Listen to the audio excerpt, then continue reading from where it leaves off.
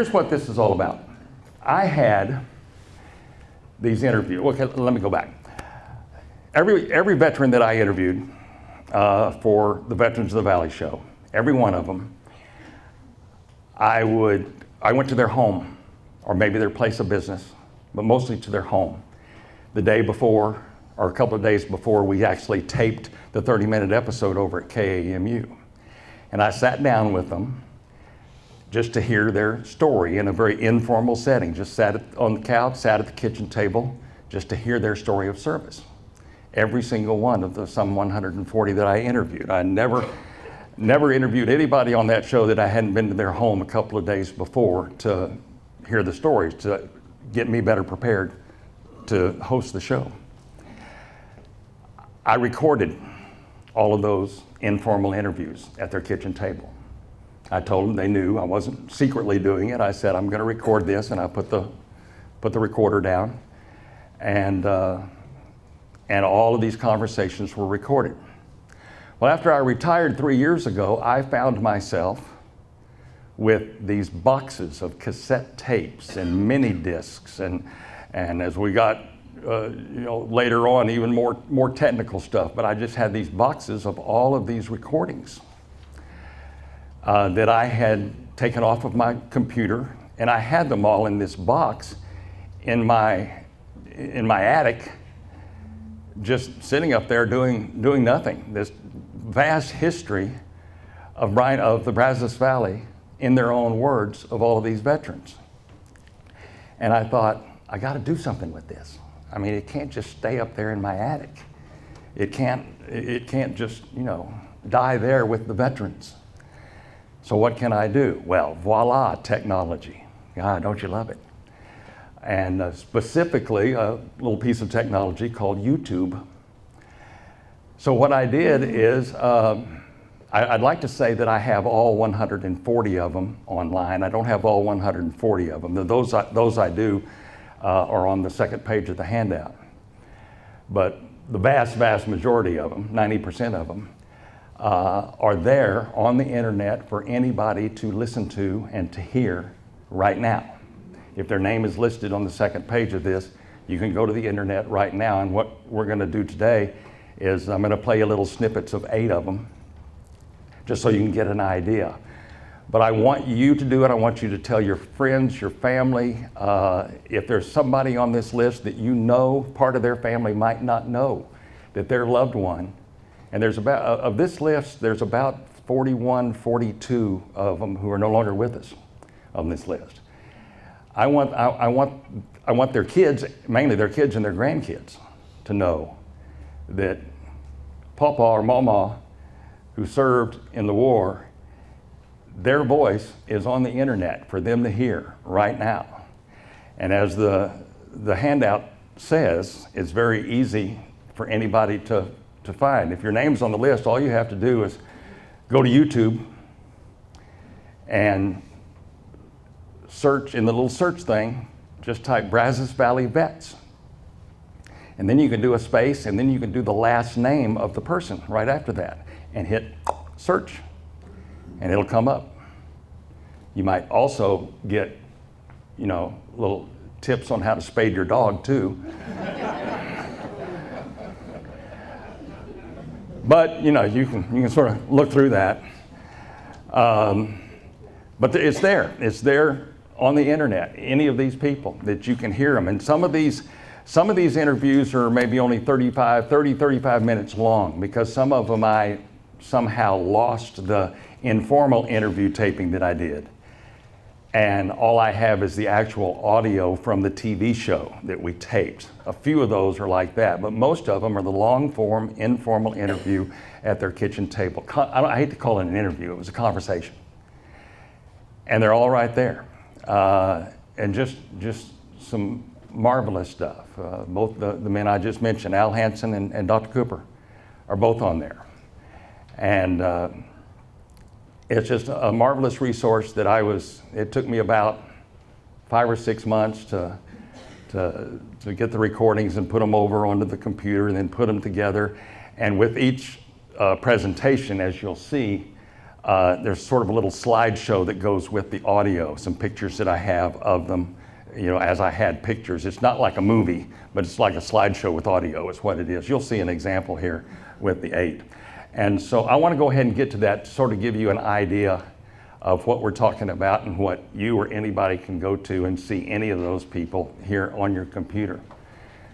Sam, I'm going to, let me tell you about the first one. I'm not texting while talking here. I have my notes actually on my phone. Remember when we used to use paper? Remember that? Boy, those were the days, right? Paper, remember that, paper? Okay. First one that we're going to play a snippet of is my conversation with Lewis Hudson. How many people know Lewis? Lewis was A&M class in 1945, 82nd Airborne. Went to Europe in February of 1944, took off June 5th, 1944, night before D-Day invasion. He was a paratrooper. He jumped about midnight behind Utah Beach, heavy combat for 30 days. He later jumped into Holland as part of what was called Operation Market Garden. There's a book and a movie made about that called A Bridge Too Far. It was a daylight jump, and he talks about that in the long form. And later he was involved in the Battle of the Bulge, which is, as we said, is about to celebrate its 70th anniversary coming up in December.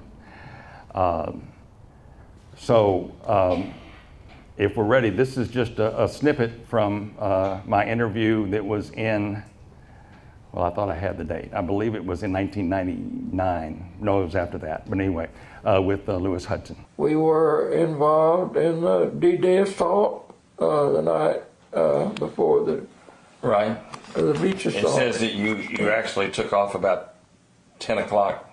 Yeah, I remembered it sometime. The night before D-Day. Yeah. And you jumped behind the German lines? Oh, yes. While the beach invasion was going on? Yeah, I think they went in around daylight. Right. There were 4 American divisions, 2 American divisions, 1 British and 1 Canadian on those 4 beaches. Right. And the Canadian had a airborne division that jumped behind the beaches, and the British had one behind a beach, and then 101st dropped behind Omaha Beach. We dropped behind Utah Beach. The airborne assault left England and flew south and turned, and didn't know this at the time, and turned and came in over the western shore of the Normandy Peninsula. They called it the Cotentin Peninsula, of where Cherbourg was up. And then they dropped us in. In other words, we didn't fly over the land and beach assaults. We came in from the southwest. Yes. And most of that I wasn't aware of at the time. They did tell us what our objectives were. It looked real bad. The Germans had so much armored reserve that most of the experienced soldiers felt like we would probably get annihilated. Mm-hmm. And the British high officers was against the airborne assault. They felt like that Germany was too powerful.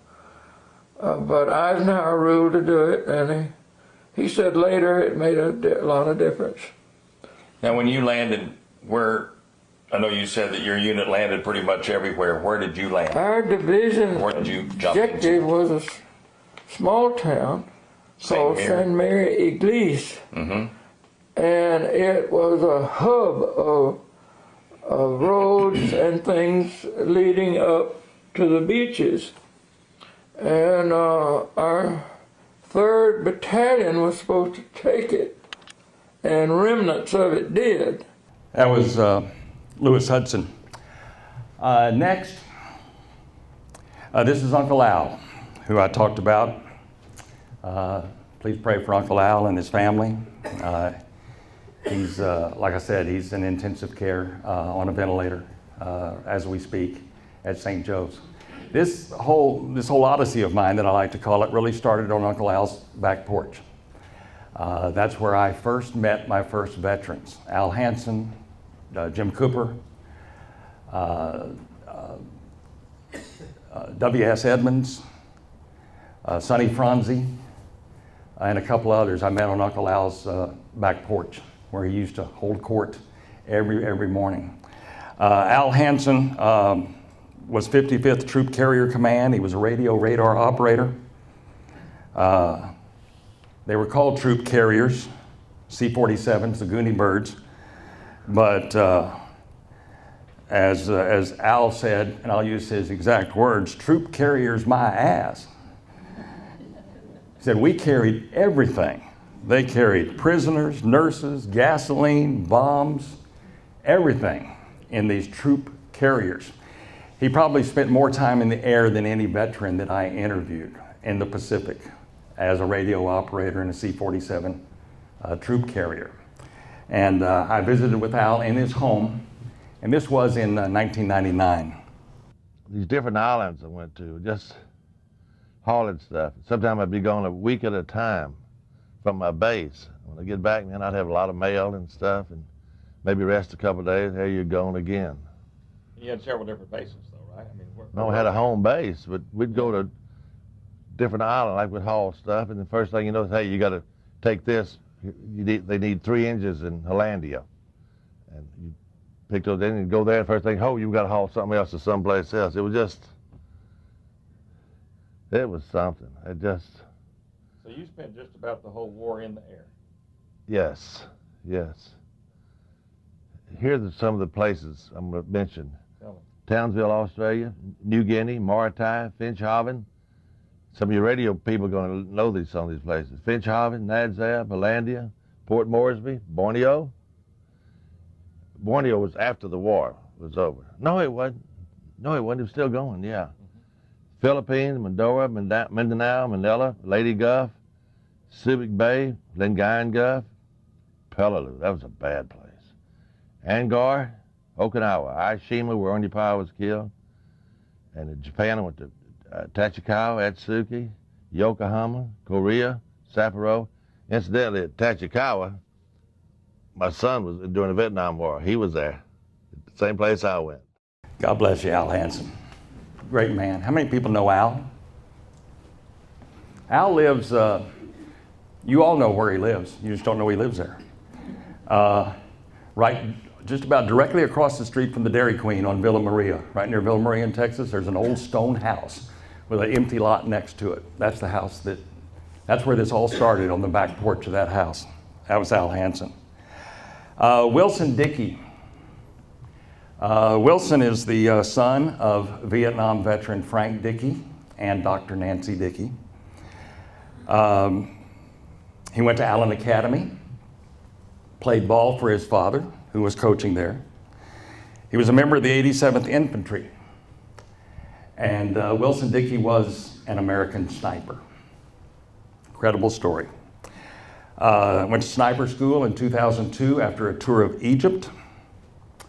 He deployed to Afghanistan in 2003, Iraq in 2005, anti-IED missions, which means he was a sniper and his target was the bad guys who were setting bombs on roadsides and highways about 50 miles outside of Baghdad. This is the only one that I have today that's not a World War II vet.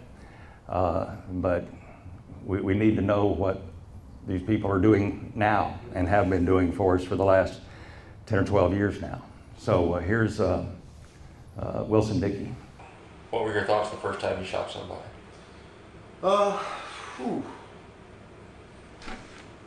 It was emotional. Not at the time that it happened. To be honest, there's so much training that you go through and that you do that when it finally happens, it's more of an afterthought than anything.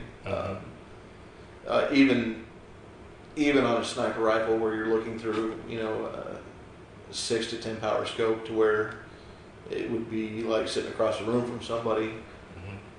again, it's repetition. But when you finally do get to sit back and think about what you've done, it tugged at me for a while. It really messed with my head for a little while. Not enough to where it made the job difficult or undoable. Right. But and you go through several mental tests to make sure that you're of sound mind to be able to deal with this, obviously, before you even get to go to sniper school. But justifying what you've done and weighing it against the fact that that was somebody's son or somebody's father, somebody's brother, but again, being able to justify the fact that you've probably saved American lives. Exactly. It's your job. It's what you trained to do. It's what you swore to do. Right. Yeah, it messes with your head a little bit. Well, you took out somebody who wanted to set a bomb. Yeah, It it would did. kill innocent people. And like I said, at the time, and probably for several months afterwards, it really didn't. Yeah, there were a few nights where you'd think about it, but you adjust your mindset so much over there that it's not, you can't allow yourself to get caught up on the fact that you're going to be thinking about emotional things. That's usually done once you get back and start dealing with everything. Another amazing story, and that was the part of the conversation that was the hardest for him to talk about, but I wanted you to hear it because it was real life and, for him. And so any of you who read the book or saw the movie, I read the book and saw the movie after obviously knowing and hearing Wilson's story. And there were a lot of similarities between the book and the movie and Wilson's story, for sure. Ready, Ann? Yeah. Okay. And sister, you ready? Okay. Good. Because this again is one of my all-time favorites. The first time that I did a show that the story was too long to fit into one 30-minute show was with Calvin Boykin. And just couldn't tell his story in 30 minutes. After that, there were a lot of veterans that I couldn't tell the story in 30 minutes, and we would have, continued next week segments. Cal Boykin, 814th Tank Destroyer, A&M class of 1946. Grew up in Big Spring, Texas, West Texas boy.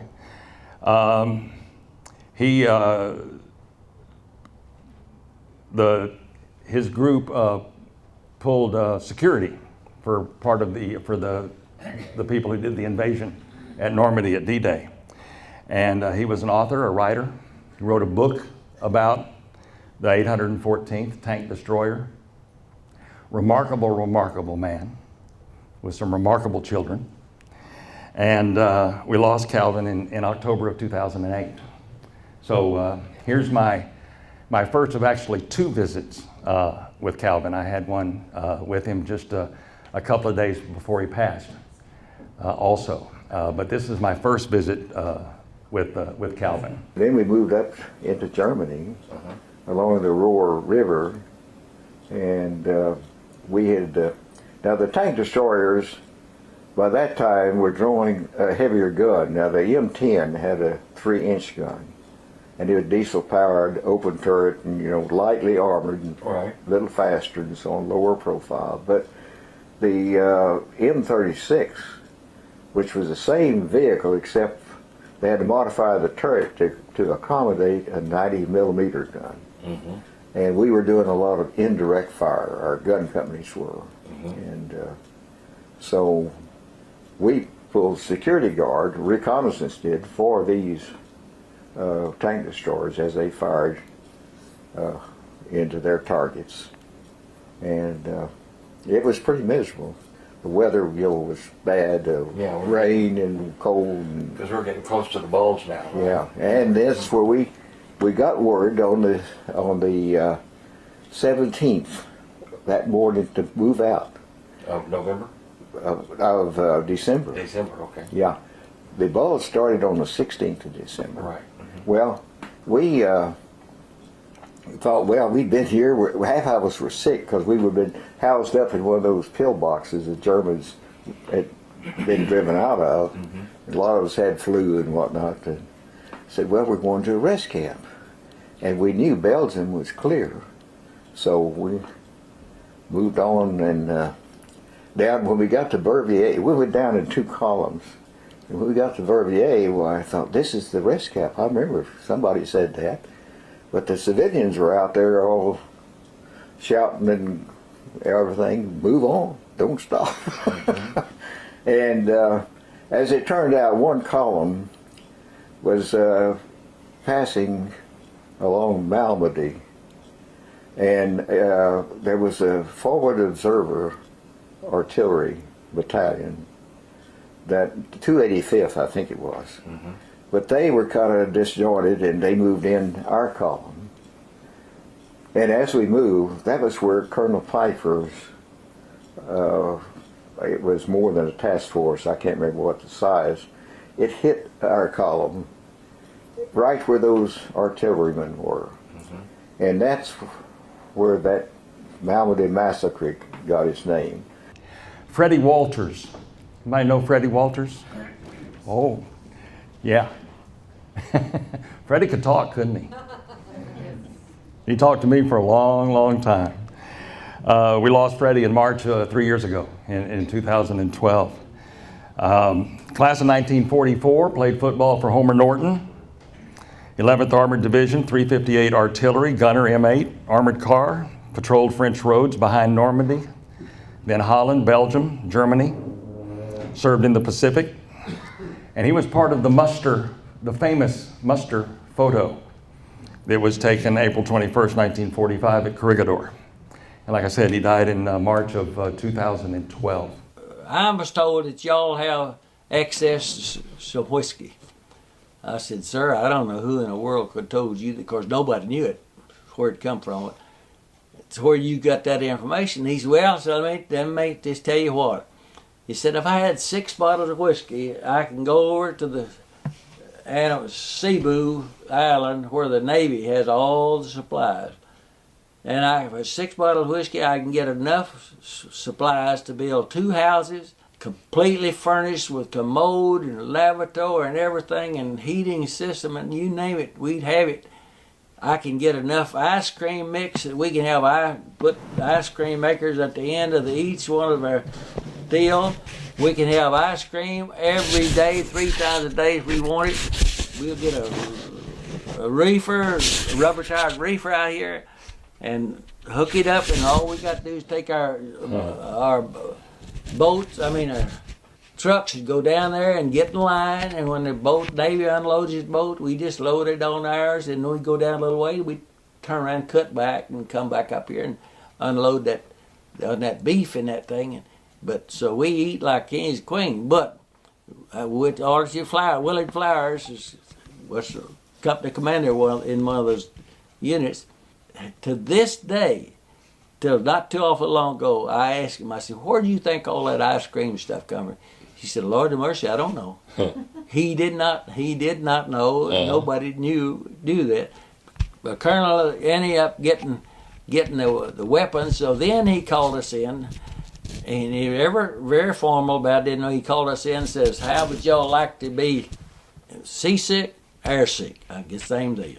He said, how'd y'all like to be forward observers? And I said, oh, sir, I couldn't pull that. I'm too heavy. He said, Lieutenant Walters, I can handle the weight. And he said, he'd only pay $72 a month more money. Well, I said, well, I suddenly got light in a hurry. $72 and a bunch of ice cream will do that for you. Freddie was quite a character. That was about 2.5 minutes of about a 2.5-hour conversation. He was quite a guy. Maybe the most remarkable story, one of them, maybe the most remarkable story that I had the honor of sharing was Glenn D. Morgan. He was one of the ones that I met at Al Hanson's back porch. And Glenn Morgan was the bugler on the Uss Indianapolis that we just about 10 days ago was the 70th anniversary on July the 30th, 1945, of when the Indianapolis was sunk by Japanese torpedo. There were 1,196 on board. 300 of them went down with the ship. About 900 survived the sinking of the ship. They floated in the Pacific for 4 days.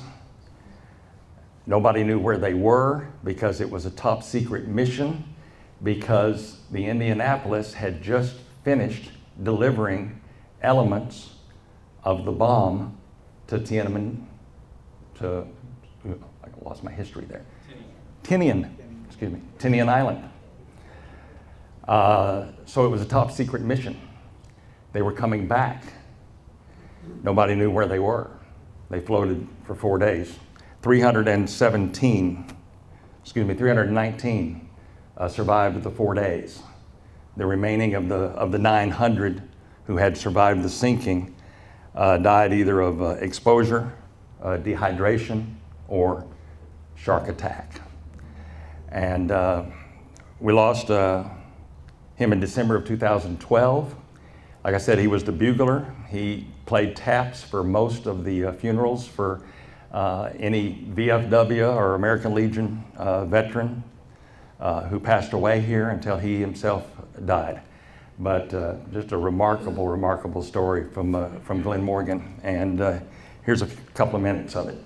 I actually was not beginning to think we were going to get picked up, and I wasn't that concerned. And one of the things that was so disastrous was the fact that we'd all swallowed fuel oil. And you were getting sick? Oh, the first day, and I didn't mention it while I was going through this little narrative, but not only did you get sick, but you couldn't see, your eyes began to burn. And I would sit and spit in my hands and wipe my eyes, just burn like fire. And then I would stand up, and you're not real stable out there, even though I thought I was in great shape and was athletically superior. How old were you on this day? Oh, I was probably 20 when this happened. But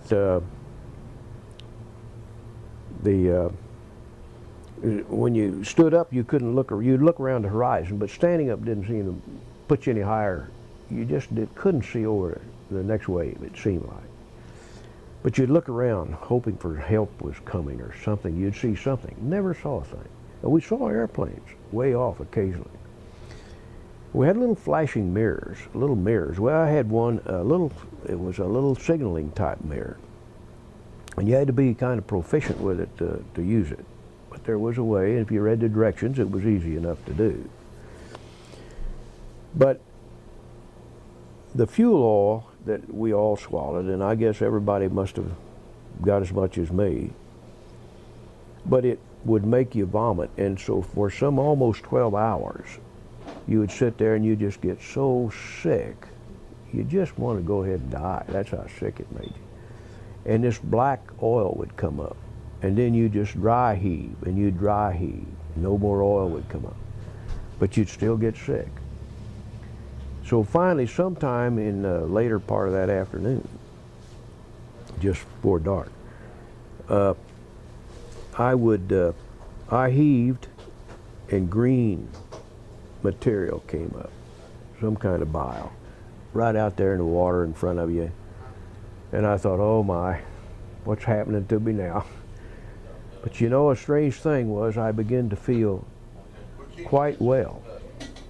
It was such a relief because I was no longer ill. And you almost felt joyful to think that, that you were finished with that part of this episode. But your eyes still burn, and sometime during the next day, this began to fade away, and you could keep your eyes open without those things just open or shut. They just drive you crazy. So you can imagine what these people in life jackets all this time, how any of them survived was a miracle. That's one I really urge you to listen to. That last book cover that you saw was a wrong picture. And I noticed it when I was preparing this, that I got to go back and edit that. That's from another veteran's story of the Princeton I meant to put the book cover from the book about the Indianapolis, so didn't mean to confuse you there. But so anyway, Spec Gammon was the former sports information director at Texas A&M for 19 years, I believe it was. He preceded me. I sort of took his place when I came here in 1984. Good friend. 11th Armored Division. Served in Europe after D-Day and in the Battle of the Bulge, where he was wounded.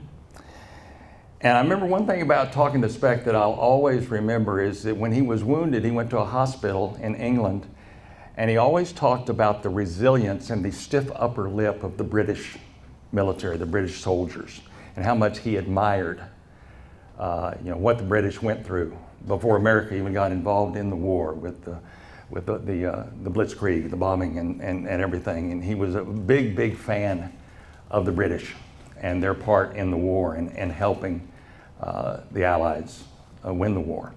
But Spec died in October of 2006. And so here's a couple of minutes from Spec Gammon.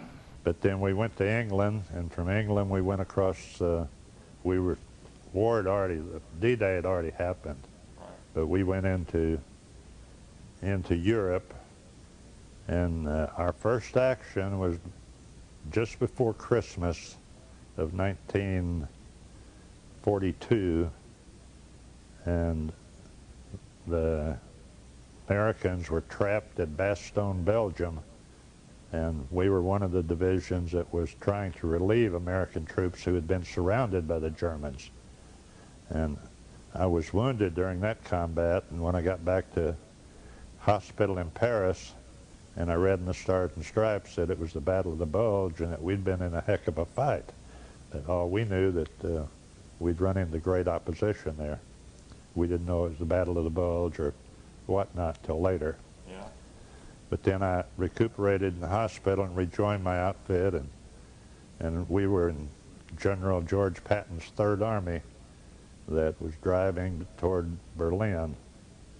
And the only thing that kept Patton and his Third Army from getting there first ahead of the Russians was not Eisenhower's decision. It was the fact that we ran out of gasoline. The supply trucks could not keep our tanks and half-tracks supplied with gas. And I know at one time we were sitting still for better part of a day, I'd say 18 hours anyway, waiting on gasoline. And I know Patton came through there in his Jeep, and he was just red-faced as he could be because he couldn't stand for his troops just to be sitting there and not moving toward the Germans. But after the war ended, I didn't have enough points. You had to get out on points, and how many days of combat and various things, how long you'd been in the service. But I read in Stars and Stripes that if you'd had at least 2 years of college, that you could apply to go to school in England. So I filled out the necessary forms that was in the Stars and Stripes and mailed it in, and with about 2 weeks I got orders to go to Leicester, England, where I went to school at Leicester College of Arts and Crafts. It was a large city of, I guess, 200,000 or more, and I think there were 12 GIs there going to school at this college. And it was a lot of fun and very interesting. Even at the college level, they took time out at 10:30 in the morning and 2:30 in the afternoon, went downstairs to what was a large room for tea and crumpets, like a coffee break that the Americans would have. Spec was a good friend, and after he retired, you could find him more times than not over at Bryan Golf Course, and that's where I would usually find him. He loved to play golf. Finally, this is the last one. This is, who knows Coach Ray Aikens? You know Coach? Coach lives out in the country here. Ray Aikens, U.S. Marine Special Weapons Company, fought the Battle of Okinawa, April of 1945. When 60,000 stormed the beach at Okinawa, he was part of the third wave. He was the head football coach at Gregory Portland down by Corpus Christi for 23 years. His son, Marty Aikens, All-America quarterback for Darrell Royal at the University of Texas. And his grandson is a guy you may have heard of, a pretty good football player named Drew Brees is his grandson. And Ray Aikens tells a very moving story that he didn't mind telling on the TV show about this is another reality of war. So I'm gonna let you listen to it. Probably the most dangerous thing was that you had to go out, they pick out 6 men, and you'd, each company would, but they'd send them out in front of the front lines. And actually we had to get out there just about dusk and get situated, and so that when the Japs in started to come in, we'd open fire, and then our front lines would throw up flares, and they could see, and that helped them. We kind of, actually what it was is warning them before they got to them. Right. And so usually what the hardest part was, if you didn't get killed out there, is getting back. Because if you went back at night, your own men's going to kill you. If you go in daytime, the Japanese snipers are going to get you. Right. So, and this happened to a lot of young men. Right. And but this one night, we were having actually it was I was on that 37 millimeter gun that you saw there a while ago, and we had 100% alert. I wasn't out on the outpost that night, but I was behind the right wheel of that gun. And we dug deep, our foxholes, one on each side. And then there was 2, my buddy Hugh there was underneath there was 2 men underneath that gun on, where we had a tarp over it to kind of keep it from getting wet. So when we started firing it. Right. And so that night, probably about 2 o'clock in the morning, and there was a little ridge about maybe 15 feet there in front of us, and we always tried to get behind a ridge, and where the line would go. And so about that time, this man come over that, and I thought he was a Jap. That's what he looked like, and he was kind of bent down, and he just came over that ridge and coming right straight towards me. And so I shot him. Right. And I know and so he fell in my foxhole with me. And I thought he was a Jap, see, all the time.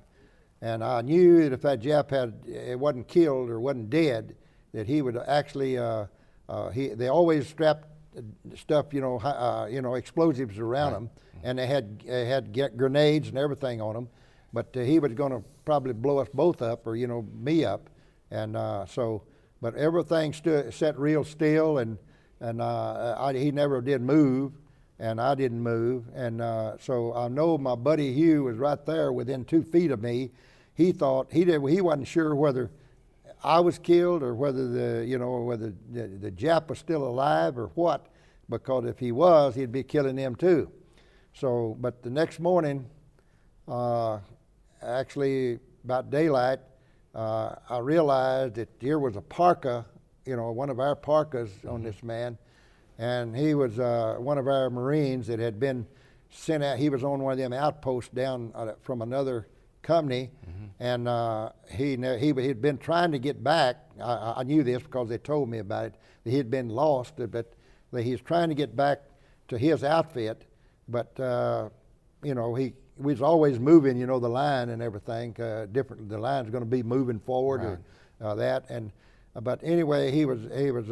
It really hurt me. And the colonel, they came up and got me, took me back, and the colonel talked to me, and he wanted to know how it was affecting me, and if I thought I could continue to be, and I certainly didn't want to pull back off the line because you might be put anywhere then. Right. So I wanted to stay with my outfit, and I told him I was fine. There wasn't anything I could do but what I did. Exactly. But this happened so many times, and it's either kill or be killed. That was what they put in our heads from the word go. It's a fact of war, and I admired Ray for telling the story, because it's obviously something that still affected him.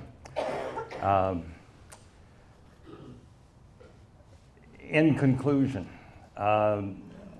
the only reason that I did this, that I put this on YouTube and put this on the internet, is not for the veterans, not even for their wives, but for their families, for their children, for the grandchildren, like I said before. That's where I want this history to live and to stay.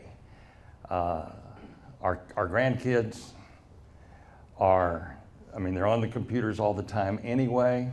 If we can get them off the games and onto Brazos Valley Vets to hear about their grandpa or their grandma. There are some female veterans that are part of this list, not as many as I hoped I could have interviewed, but that's what I want. I want people to know about the war and know about what their families did. That's the only reason that I did this, and it's there, and I could get all that audio out of my attic, and like I say, that it wouldn't die with these veterans. Thank you very much for letting me talk to you and present this to you.